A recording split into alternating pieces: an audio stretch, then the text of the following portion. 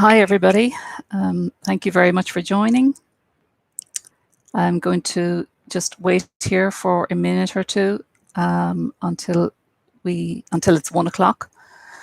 I'm up on a hillside looking out towards the West Cork and Kerry mountains. And believe it or not, although it's a beautiful sunny day, there was frost here this morning and the tops of the mountains are white. I hope you're all well where you are. And we're going to kick off very shortly.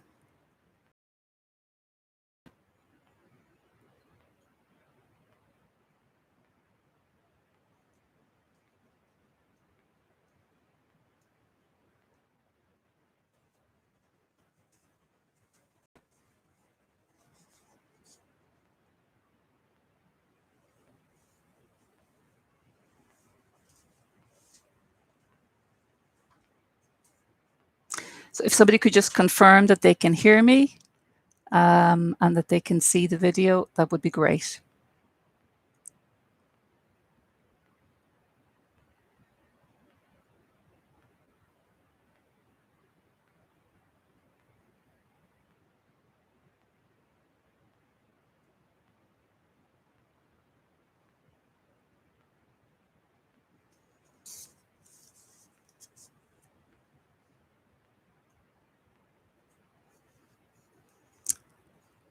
So if somebody could just put it, yeah, brilliant. Thank you so much, Celia, because I just got a message to the contrary. Okay, so I'm going to kick off now. Today, 30th of April 2020, is Poetry Day in Ireland. And today is dedicated to Evan Boland, who died on Monday. Evan was a poet, author, professor, and former editor of Poetry Ireland Review. Kieran Benson, chair of Poetry Ireland, said, "It is her status as a person that should also be remembered, her steely commitment to justice, her kindness, her wry sense of humour, her deep sense of how the world works, changes, and ought to change, and her generous encouragement of the young. Her loss is a loss to many worlds, national, international, and personal. My thoughts are with her and her family. May she rest in peace." Remembering those that have died is a positive act. And when we think of someone close to us who has died, we think of things they have done or said. Maybe today you could find a poem of Evan Boland and read it in a quiet place or read it to someone else. I will end this live recording today by reading a poem by Evan Boland. Thanks to Roz and Simon Lewis for setting up the holding cell, where writers can share their work live online. On theholdingcell.eu, you will find details where you can listen to all of the live recordings today, previously, and over the next few weeks. Readings today started at 10 a.m. and will run on the hour with a different poet until 10 p.m. tonight. To those who joined me here last Sunday, welcome back. And for those joining me for the first time, you're very welcome. And thank you for taking the time to listen. So the first poem I'm going to read is The Colour Grey. This is a love poem that I wrote for my husband, the painter and musician, John Philip Murray. This poem was inspired by one of our many conversations across the kitchen table. It was published in December 2019 in the Australian journal Backstory. The colour grey. He talked of grey, of blue, purple, and all the possible pigments that make up grey. He talked of trees, of branches, of roots. He would have gone on to talk of colours, to paint the air with them. But I closed my arms around him, spilling the palette. letting the colors merge to create something new.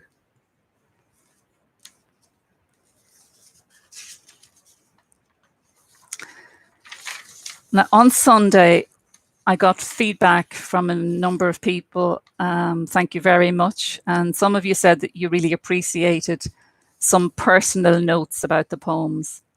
So I've got a slightly longer introduction for this one. And this poem is Ganga to la Croix. So following my journey to Northern India in 2018 and the US in 2019, I wrote the poem Ganga to la Croix in response to a request from Leslie Thomas to contribute a poem for Right to the River. This is an online journal and part of the Friends of the Mississippi project. The poem was published in November 2019. Leslie is a great supporter and contributor to Friends of the Mississippi River, and we were privileged to sleep on a friend's boat on the St. Croix River, although in the US they pronounce it the San Croix River, but it's St. Croix to me, which is a tributary to the Mississippi. The reason we were visiting the US was for me to read along with others from the group Poets Abroad in the town of Afton, near the Twin Cities of St. Paul, Minneapolis. Afterwards, my husband and I visited New Orleans, Boston, and New York, where I read at the New Orican Poets Cafe and was very warmly received there.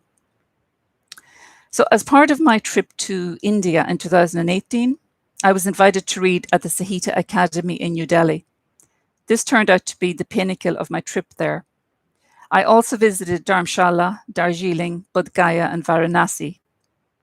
It is Varanasi that is mentioned in this poem. This city has many names: Benares, Varanasi, Kashi. The following quote is taken from Benares, City of Light by Diana Eck. Benares is a magnificent city, rising from the western bank of the river Ganges, where the river takes a broad crescent sweep north. There is little in the world to compare with the splendor of Benares, seen from the river at dawn. Having been to this city and taken a boat at dawn, I can only agree, but also say that I am still processing my experience there. I said this to an Indian friend, and he said, Indians are also trying to process Varanasi. Varanasi is one of the oldest continuously inhabited cities in the world. This poem is in two parts. Ganga to la Croix. 1. We talk of the river as if we know her, but we only know her as we know a sister, brother, spouse, at a certain time and place. In Varanasi, city of the living, where many go to die, we sit and look at her from sunrise to sunset. Wash our clothes, ourselves, take a boat to the other side, take our leave. 2. We talk of the river as if we know her, but we only know her at certain points. At Afton, where a turtle looks for food, before sunrise, a boat floats in the fog. Men stand with fishing rods held taut. This river that meanders into the Mississippi carries south, where we meet again at New Orleans. Like family, she gets into our blood, and we carry her home. So I think that Kiki Darawala and Mangalesh Dabral, who I met in New Delhi, may be here today, so you're very welcome.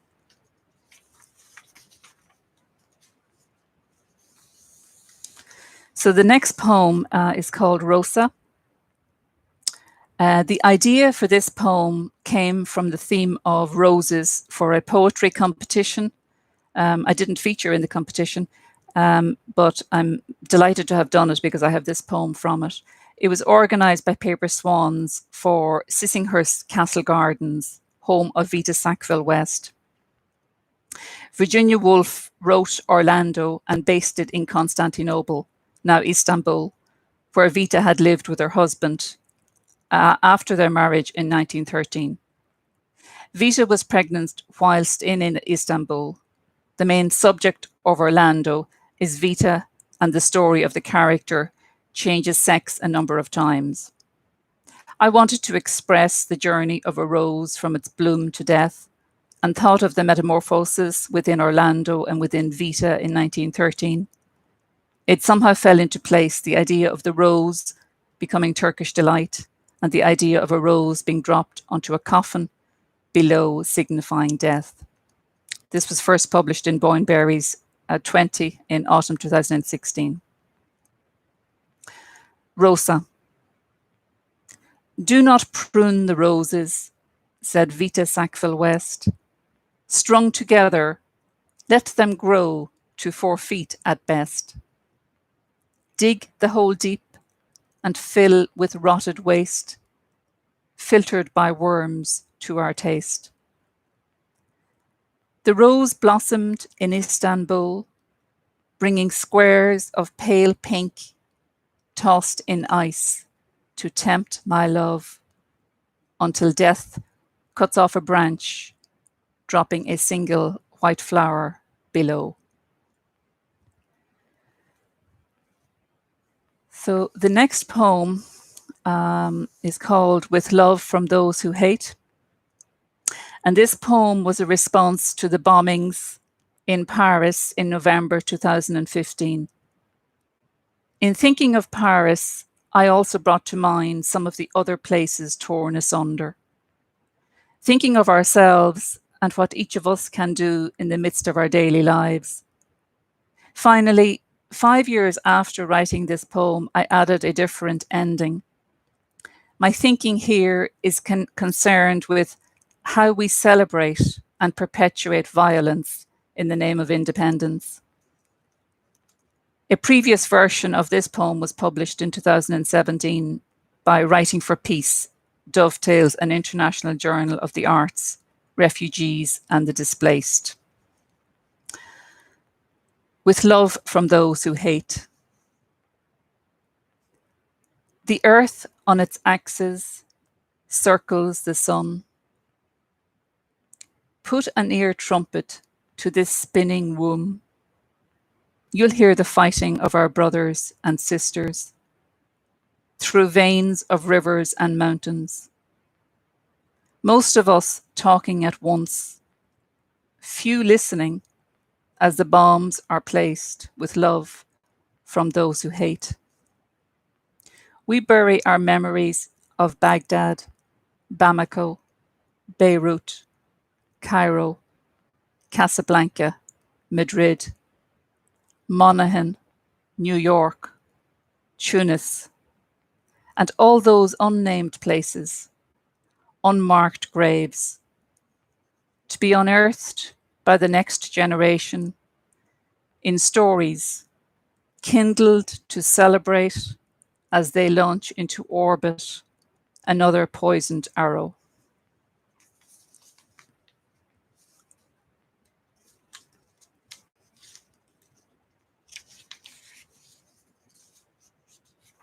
So the next poem is called Legacy. And this poem is based on a story told to me by a friend.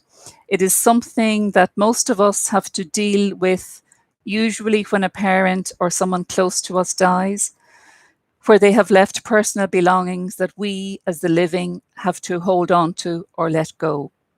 And this was published in Live Encounters in December 2017. Legacy for Anne Sheehan. Her porcelain collection, once so precious, placed in a glass-fronted press, to be viewed, not touched. After, we all took a piece. and let the rest find new homes. The next poem is called Walls of Bones. I wrote this in March 2016 in response to ongoing painful stories of grief and how we treat our fellow human beings. It was published in Live Encounters, Poetry and Writing, December 2017. Walls of Bones. Eyes raised to Syria, Iraq, Turkey, Lebanon, Jordan, Greece. Children drown in our artificial tears. We make Lent to salve our conscience. Eyes lowered, the sea washes over the sand, covering and uncovering our sins, washed up bodies. Eyes raised to build walls of bones, to keep the other in or out. Our forefathers and mothers ask, what are we celebrating? Eyes lowered, we sleep safe and warm, arms sold to protect us by killing our own. The dead stare from empty sockets.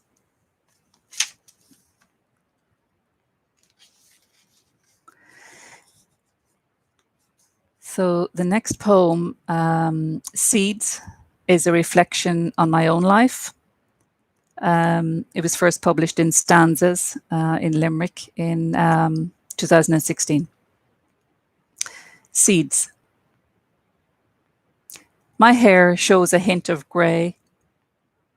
Clouded lens, they call it cataract. Skin a little wrinkled. Garden of weeds, mint, parsley, sage, oregano. Seeds in my brain sprout into song, poetry, dance, and a little gentleness. Surrounded by computers, still learning, still working, still digging, as day turns into night and autumn into winter. A swing returns to my garden after many years, taunting me. What has changed? The next poem, The Last Walk. I wrote this poem after hearing of the death of our friend, the painter, Tig McSweeney. Tig lived in Kilnamartyra, a few miles west of here in Lizarda. I was introduced to Tig through John Philip Murray, and we soon became friends. I visited Tig from time to time, and we walked through the forest that he and his sister Breed planted. He was a great philosopher, painter, and a kind person. An audio recording of this poem was published on the Poetry Jukebox, curated by Maria McManus at the Crescent Art Centre, Belfast, and University College Dublin, 2018 and 19.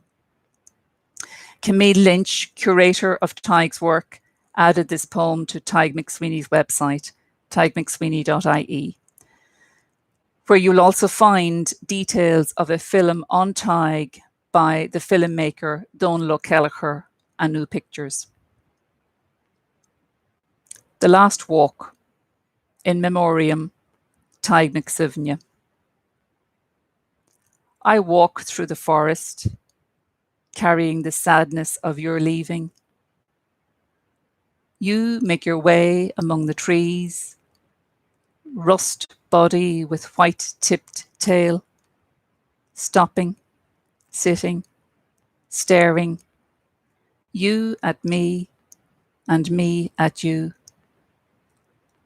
After, you turn away and step through the undergrowth.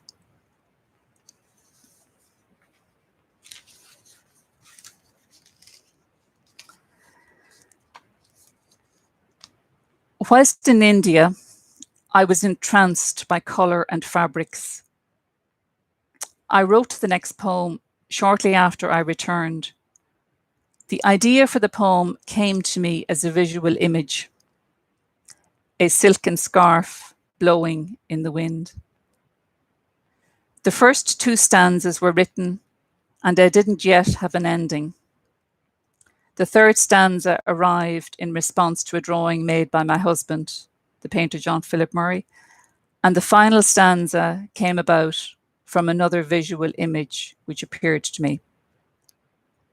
The use of fabrics in this poem is a metaphor for relationships, the potential fragility in a piece of silk, and how a thread can be pulled from the edge. It was published in Backstory Journal, Australia in 2019. Threads entwined for John Philip. You came already formed, a silken scarf blowing in the wind. To unravel would be so easy. One thread is all it takes to reduce the whole to nothing. With pencil, we start again, drawing a life we can see here and beyond the frame. The cloth on the loom, a new start made, a new design, the end, an open window. As the theme for Poetry Day is There Will Be Time, I have written the following poem in response and consider the question, what is time? The title of the poem is Light Year, and a light year is 186,000 miles per second by the number of seconds in a year. Light year. And what is time? It is here. It has always been here. I don't count the days. What counts is now. Before I read the final poem, I would like to thank you all most sincerely for listening. As we're not in the same room with the opportunity for having a chat afterwards, I would be delighted to hear any response you may have to this reading via email, Facebook, Twitter, or on the YouTube video. The final poem I will read is one by Evan Boland. It's titled From the Painting, Back from Market by Chardin. And I am reading it from the Penguin Book of Irish Poetry, 2012, edited by Patrick Crotty, with a preface by Seamus Heaney.